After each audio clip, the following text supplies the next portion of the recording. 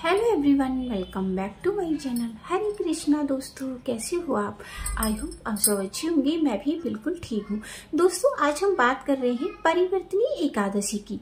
परिवर्तनी एकादशी क्यों है इतनी विशेष, आज हम इसके बारे में चर्चा करेंगे। साथ ही ये भी जानेंगे कि परिवर्तनी एकादशी कब है, उसका शुभ मुहूर्त, पूजा विधि और पारण का शुभ मुहूर्त, ये सभी चीजें आज हम इस वीडियो में क्लियर करेंगे।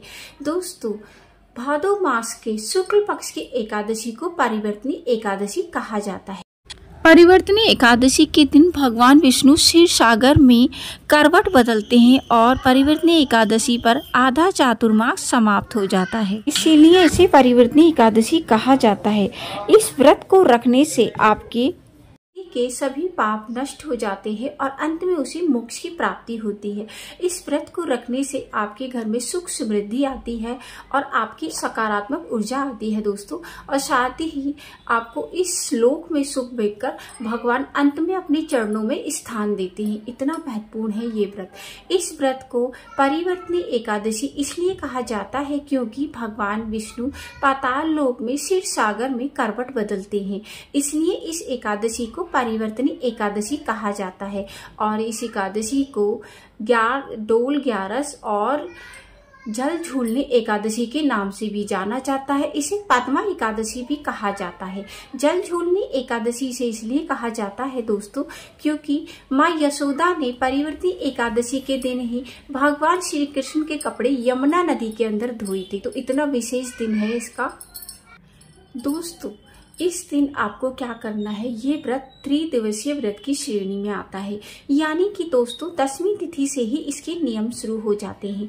आपको प्याज लहसुन नहीं खाना होता है, मांस मदिरा का प्रयोग नहीं करना होता है और साथ ही आपको इसमें ब्रह्मचर्य का पालन करना होता है। इसमें गाजर मूली का भी सेवन, मसूर की दाल का सेवन नहीं किया जाता है, तो आपको इन चीजों का सेवन नहीं करना है। शाम को दिन छुपने से पहले आपको भोजन कर लेना होता है। भोजन आपका पूर्णतः सात्विक होना चाहिए। लेकिन आपको भूख लग जाती है या आप जॉब करते हैं, लेट आ पाते हैं, तो आप एक काम कर सकते हैं कि रात में दूध या फ्रूट्स ले सकते हैं, बट अन्न नहीं खाया जाता है क्योंकि दोस्तों अन्न में पाप ग्रह होते हैं जो कि भगवान विष्णु को, और भगवान विष्णु ने कहा भी हुआ है कि पाप ग्रह को जो स्थान दिया गया है वो आज के दिन अन्न में दिया गया है, तो इसलिए हमें अन्न ग्रहण नहीं करना चाहिए। और भगवान विष्णु को प्राप्ति करने के लिए, उनकी प्रसन्नता के लिए एकादशी का व्रत रखना चाहिए दोस्तों। तो इसलिए वजह से हमें ये एकादशी का व्रत करना चाहिए। और दोस्तों, इसमें आपको व्रत के दिन उठना है और सबसे पहले उठने के बाद हाथों का मंथन करिए और हाथों का मंथन करने के लिए अपने हाथों के दर्शन करिए। कराग्रे वस्ते लक्ष्मी, कर मध्य सरस्वती, कर मूले तू गोविंदा, प्रभात कर दर्शनम। इस तरह से अपने हाथों पे दर्शन करिए, दोबारा से मंथन करके आंखों पे लगाइए। और दोस्तों, घर की कौरवों में आपको पानी डालना है। इस शौच इत्यादि से निवृत्त होकर स्नान के जल में आपको गंगा जल, यमुना जल, हल्दी या फिर तुलसी की मिट्टी डालकर स्नान करना है। खाली जल से स्नान मत करिएगा। पीले रंग के कपड़े पहनिएगा। पीले रंग के कपड़े पहनने से आपके अंदर सकारात्मकता आती है और आपको लगता है कि आज आपका व्रत है। और दोस्तों, उसके बाद आपको सूर्य भगवान को जल देना चाहिए। सबसे पहले सूर्य भगवान को जल अवश्य देना चाहिए। हर वैष्णव का ये कर्तव्य होता है। जल देने के बाद आपको सबसे पहले चौकी पर पीले रंग का कपड़ा बिछाइए और वहां पर आपको एक दीप कलश की स्थापना करनी है। दीप कलश आपका जब तक जलेगा दिया, जब तक आपका पारण नहीं हो जाता है। तो आप वित्ती बनाइएगा, उसके अंदर थोड़े से तिल और फूल डालिएगा, 1 रुपए का सिक्का डालिएगा, पीले रंग से उसको बाती को पीला कर दीजिएगा हल्दी से। उसके बाद उसको जला दीजिएगा और उसके बाद आपको सबसे पहले संकल्प लेना होता है। तो संकल्प में 1 रुपए का सिक्का लीजिएगा, सुपारी लीजिएगा, फूल लीजिएगा, तिल लीजिएगा और थोड़ा गंगा जल। आपको 3 बार बोलना श्री विष्णु श्री विष्णु श्री विष्णु श्री। उसके बाद आपको ये जो अपना संकल्प है, आपको अपना नाम बोलना है, अपने पिता या पति का नाम बोलना है, गोत्र बोलना, आप जिस स्थान से व्रत रख रहे हैं उस स्थान का नाम लेना है, आपको एड्रेस बोल देना है और आप ये व्रत किस मनोकामना से रख रहे हैं अपनी मनोकामना बोल देनी है। उसके बाद भगवान विष्णु के चरणों में उसको समर्पित कर दीजिएगा दोस्तों। इसके बाद आपको सबसे पहले भगवान जी को पंचावर्षीय स्नान कराना है। दोस्तों कहते हैं कि पंचावर्षीय स्नान कराने से आपको 1000 स्नान का फल मिलता है। तो इसलिए हर एकादशी पे भगवान जी को पंचावर्षीय स्नान जरूर कराइएगा। पंचावर्षीय स्नान में आपको पता ही है, दूध होता है, दही होता है, शहद होता है, घी होता है और दोस्तों पिसी हुई चीनी होती है। तो ये सब चीजें आप पंचावर्षीय इनको स्नान करा सकते हैं। स्नान कराने के बाद उनको पीले रंग के कपड़े पहनाइएगा, उनका सुंदर से श्रृंगार करिएगा। आपके पास भगवान विष्णु का विग्रह है तो उनको भी इसी तरह से आप स्नान करा सकते हैं और उनको वस्त्र वगैरह पहना सकते हैं। अगर आपके पास फोटो है तो आपको फूलों का आसन देकर फोटो को विराजित कर देना। वस्त्र रूपी रक्षा रूपी 2 कलावे चढ़ाने हैं। सबसे पहले गणेश जी का पूजन करना है। गणेश जी को भी आपको पीले रंग का जनेऊ चढ़ाना, नहीं है तो कलावा चढ़ा दीजिए 2-2। और दोस्तों उसके बाद उनको पीले रंग का टीका लगाइए और इस तरह से आपको गणेश जी का पूजन कर देना है।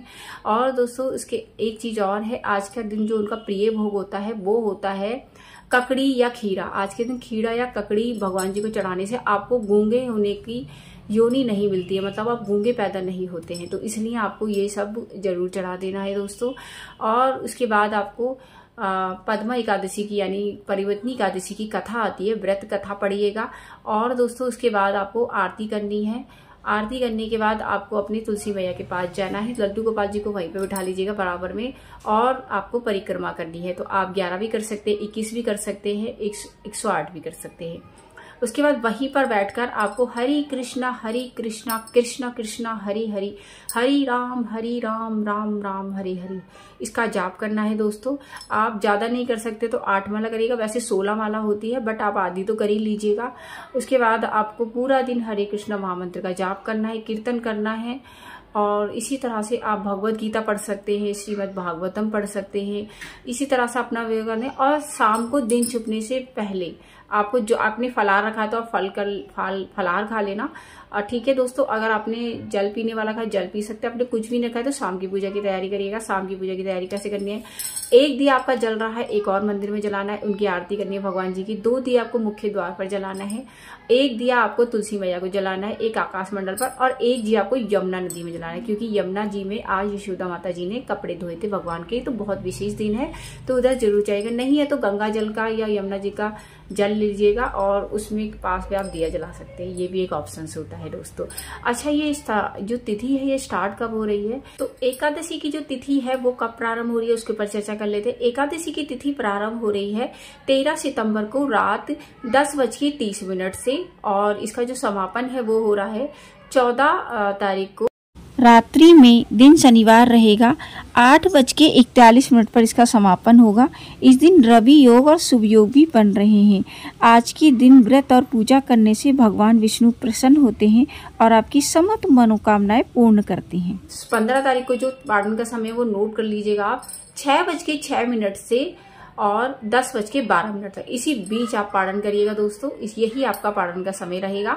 तो दोस्तों ये थी आज की जानकारी कि आपको व्रत का पारण कब करना है, कब तिथि शुरू हो रही है, कब समाप्त हो रही है। सभी चीजें आज मैंने क्लियर कर दी है कि परिवर्तनी एकादशी क्यों विशेष है।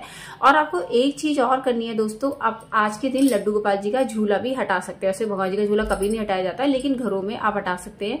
आप क्या कह सकते हैं, भगवान जी का जो झूला होगा सारे अपने घर में, मंदिर में, छत पे, हर तरह पे घुमाना है। और इस तरह से इसको डोल 11 भी इसलिए बोला जाता है दोस्तों। तो इसलिए आप अपना झूला भी भगवान जी का हटा सकते हैं। तो दोस्तों ये थी जानकारी परिवर्तनी एकादशी के बारे में। आई होप कि आपको ये वीडियो बेहद पसंद आया होगा। यदि वीडियो पसंद आए तो वीडियो को लाइक शेयर करिएगा। चैनल पे नए है तो चैनल को सब्सक्राइब करना बिल्कुल ना भूले दोस्तों। मैं मिलती हूँ न्यू वीडियो में, तब तक के लिए हरे कृष्णा।